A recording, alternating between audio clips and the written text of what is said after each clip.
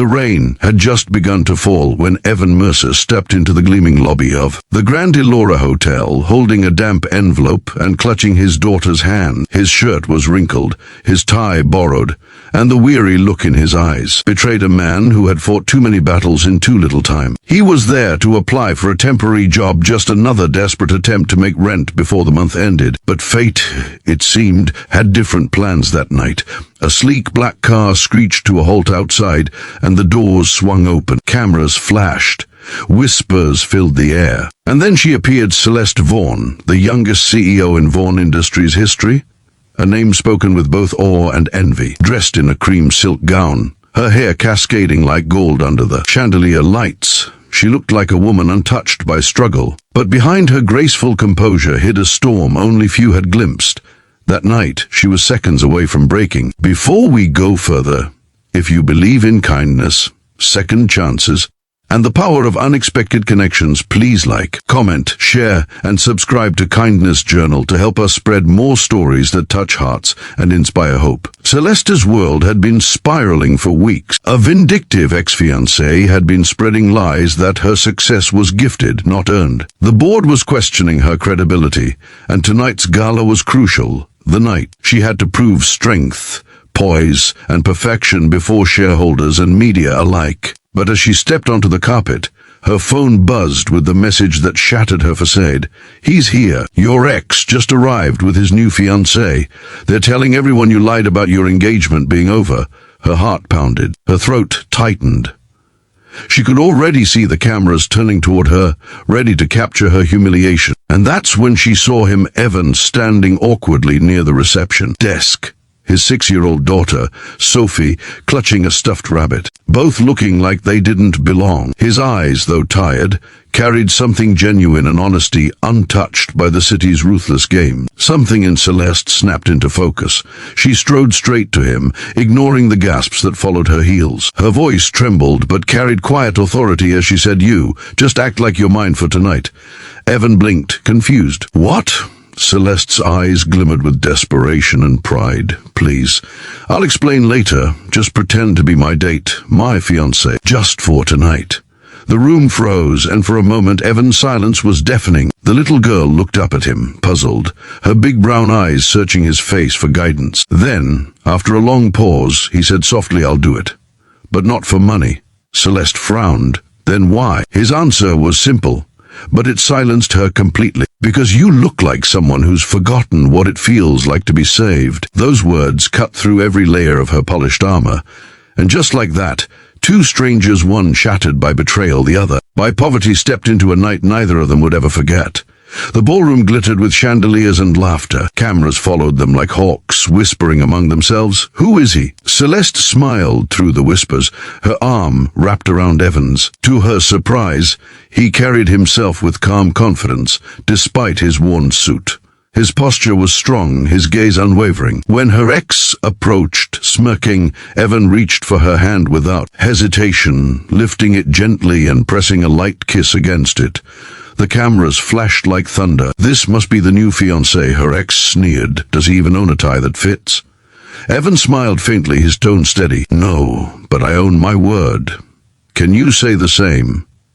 The crowd chuckled quietly, and Celeste's ex turned crimson. For the first time in months, she felt a flicker of power return to her. She squeezed Evan's hand, a silent thank you burning in her chest. The night went on, and the fake engagement felt eerily natural. Evan's daughter, Sophie, had been escorted to a small playroom by the hotel staff, but Celeste found her thoughts drifting back to the child now and then. Later, when the cameras dimmed and the crowd dispersed, Celeste found herself sitting beside Evan on a balcony overlooking the glowing city. "You handled yourself like you've done this before," she said, her voice softer now, stripped of all pretense. Evan chuckled quietly. "I've handled worse.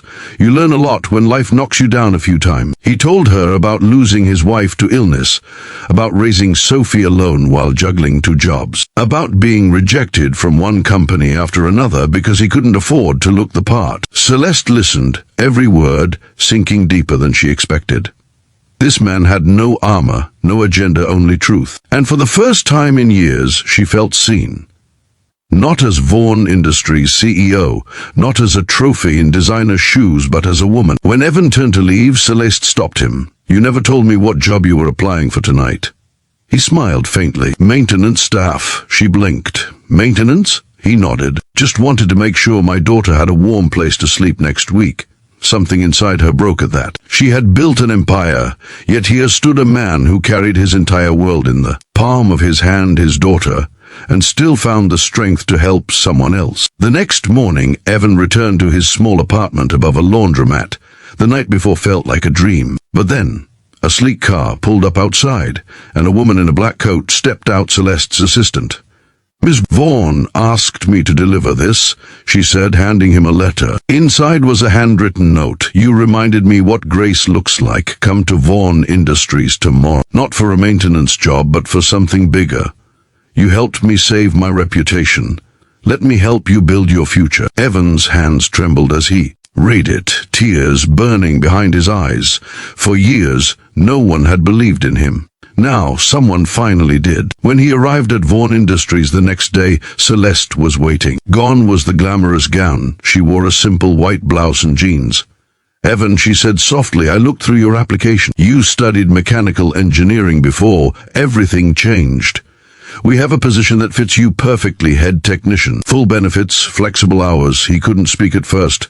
I don't know what to say," she smiled. "Just say yes." Over the following weeks, the two found themselves crossing paths more often. Coffee breaks turned into conversations, and meetings stretched longer than planned. Celeste grew close to Sophie too, helping her with homework, sometimes bringing small gifts like storybooks or drawing sets. The laughter that had once gone missing from Evan's home slowly returned. One evening, Celeste hosted another gala. This time Evan stood proudly beside her, not as a pretend partner, but as a trusted friend and colleague. The media was still curious, their cameras searching for cracks, but Celeste no longer cared. She had rediscovered something worth more than reputation: humanity. Midway through the event, Celeste's ex approached again, his tone dripping with sarcasm. "So, he's really part of your life now?" Before she could respond, Evan spoke quietly but firmly. "She doesn't need to prove anything to you or anyone. You don't measure someone's worth by their bank balance, but by their heart." The room fell silent. Celeste looked up at him, emotion flooding her eyes. For the first time, she realized it wasn't just gratitude. She felt it was something deeper. As the night ended, Evan found Celeste outside on the terrace again, the city lights flickering below. "You changed my life," he said quietly.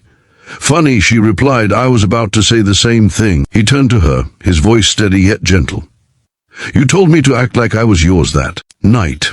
But somewhere along the way, I stopped acting." Her breath caught. The world around them seemed to fade until only his eyes remained, filled with sincerity.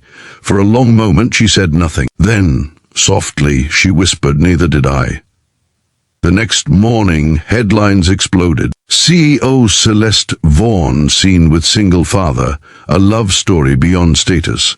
But for once, she didn't care about the gossip. What mattered was the way Sophie ran up to hug her every morning, the laughter echoing. In Evan's small home, the feeling of belonging that money could never buy. Weeks later, Celeste joined them for a picnic in the park. Sophie tugged her hand and asked innocently, "Are you going to be my new mommy?" Celeste laughed through her tears, glancing at Evan, whose shy smile said everything words couldn't. She knelt beside Sophie and whispered, "If your dad lets me."